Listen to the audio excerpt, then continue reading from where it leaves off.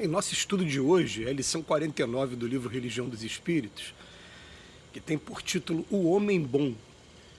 Conta-se que Jesus, após narrar a parábola do bom samaritano, foi novamente interpelado pelo doutor da lei, alegando não haver compreendido integralmente a lição, e perguntou sutil: Mestre, que farei para ser considerado homem bom? Evidenciando paciência admirável, o Senhor respondeu: Imagina-te vitimado por mudez, que te iniba a manifestação do verbo escorreito, e pensa quão grato te mostrarias ao companheiro que falasse por ti a palavra encarcerada na boca. Imagina-te de olhos mortos pela enfermidade irremediável, e lembra a alegria da caminhada ante as mãos que te estendessem ao passo incerto, garantindo-te a segurança. Imagina-te caído e desfalecente na via pública e preliba o teu consolo nos braços que te oferecesse amparo, sem qualquer desrespeito para com os teus sofrimentos. Imagina-te tocado por moléstia contagiosa e reflete no contentamento que te iluminaria o coração perante a visita de um amigo que te fosse levar alguns minutos de solidariedade. Imagina-te no cárcere, padecendo a incompreensão do mundo, e recorda como te edificaria o gesto de coragem do irmão que te buscasse testemunhar entendimento. Imagina-te sem pão no lar, arrostando amargura e escassez, e raciocina sobre a felicidade que te apareceria de súbito no amparo daqueles que te levassem migalha de auxílio sem perguntar por teu modo de crer e sem te exigir exame de consciência. Imagina-te em erro, sobre o sarcasmo de muitos, e mentaliza o bálsamo com que te acalmarias diante da indulgência dos que te desculpassem a falta, alentando-te o recomeço.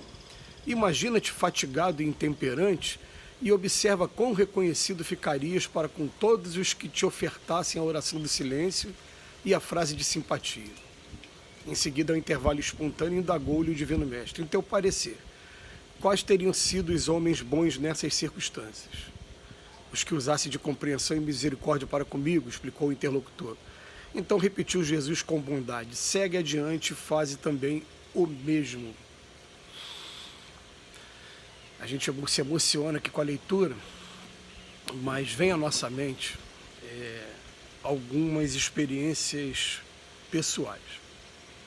A primeira está mais ao alcance.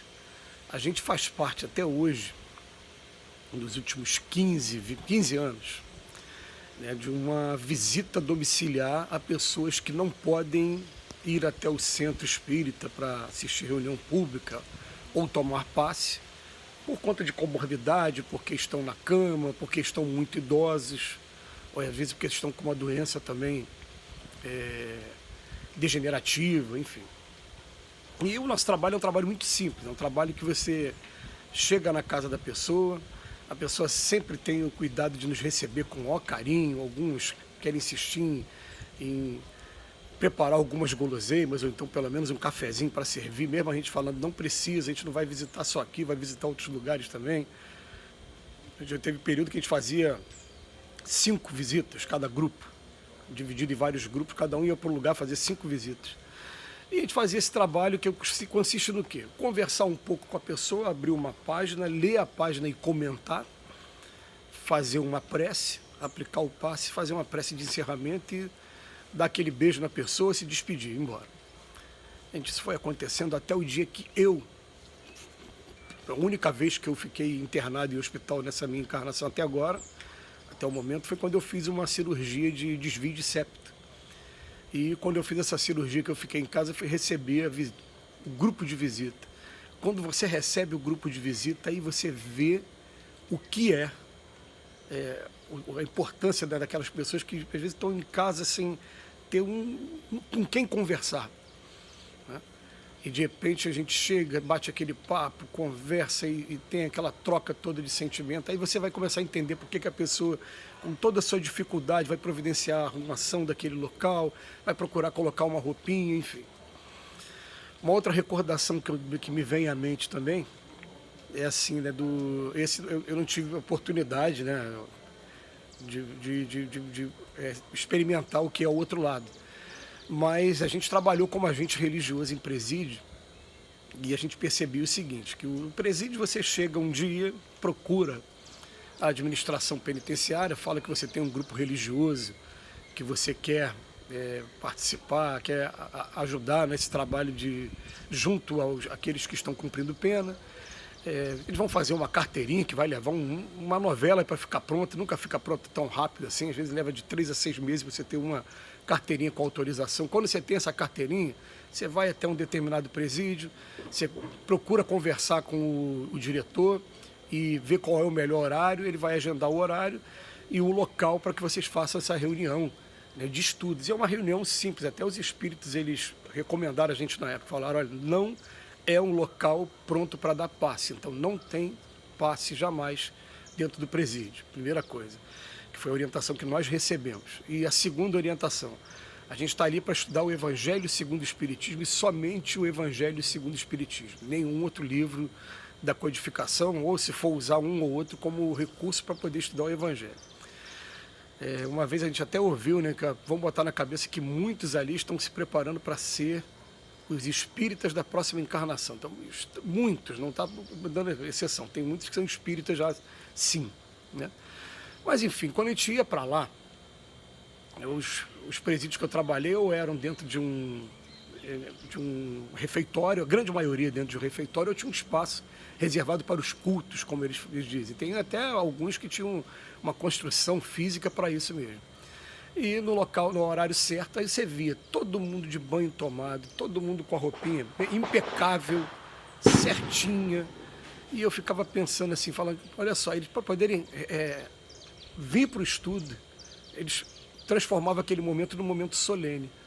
Gente, não é preciso estar lá dentro para imaginar o que é você ficar o tempo todo segregado, afastado da sociedade, e ter um momento em que você vai fazer uma coisa diferente. Essa coisa diferente é estudar o Evangelho de Jesus. Não tem preço. Então, somente quando você está na situação... Vamos ver aqui que o Emmanuel falou. Primeiro ele falou, mudo, não posso falar, alguém fala por mim. Estou com os olhos numa enfermidade e tem alguém estendendo a mão a mim para poder... Então ele falou, então, mudez e cegueira, as duas maneiras de se comunicar, em primeiro lugar. Depois, caída e desfalecente na via pública, que vai ficar igual a parábola do samaritano, do bom samaritano. Moléstia contagiosa, esse então, na época da pandemia, então, né, prato cheio. Cárcere, sem comida em casa, ou então em erro também. Aquela pessoa que está fazendo alguma coisa que, às vezes, muitas das vezes, a gente sabe que está errado, mas a gente parece que está preso naquele torvelinho ali, tentando arrumar uma maneira de sair definitivo, mas a gente sabe que tem coisas aqui na Terra que escravizam a gente, né? E, por último, fatigado e intemperante. Quando você estiver numa dessas situações e alguém estender a mão para você, você vai ter uma coisa de gratidão tão grande com essa pessoa, e isso qualquer pessoa no mundo, porque no Evangelho segundo o Espiritismo diz que no capítulo da Lei de Amor, no capítulo 11, fala assim, não existe um ser, aquele ser que você pode considerar o mais violento aqui da Terra, ele tem afeição por alguns seres também, aqueles mais próximos, até por objetos pessoais. São os germes do amor que vão se desenvolvendo de encarnação em encarnação até que a gente chegue à perfeição. Mas todos ficamos muito gratos. Eu tenho uma lista de pessoas aqui, por exemplo, que se o telefone tocar 4, 5 horas da manhã, ou eu tiver em qualquer circunstância, você vê o que essa pessoa está precisando. E você larga tudo e vai atender essa pessoa, porque essa pessoa ela fez diferença num momento da sua vida e faz diferença para você de alguma maneira.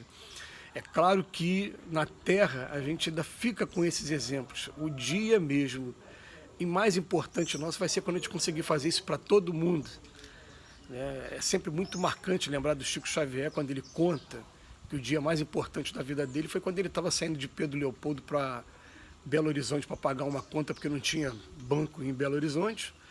A fatura vencia naquele dia, a gente não tinha nada, nenhum recurso desse digital como a gente tem hoje, tinha que ir no banco pagar presencialmente. Ele estava para pegar o ônibus, se ele perdesse o ônibus não conseguia pagar, ia pagar com juros, depois com multa no dia seguinte. E de repente, quando o ônibus chega, ele escuta uma criança chamando, ele fica na dúvida, e agora, atendo a criança ou pego o ônibus? Ele dispensou o ônibus, ficou com a criança só queria dar um beijo nele. Isso marca profundamente a gente, que a gente está na hora da gente começar a dar valor às coisas que realmente precisam de valor. Que Jesus nos abençoe hoje e sempre. Eu te agradeço do fundo do coração, Emmanuel, por mais uma reflexão.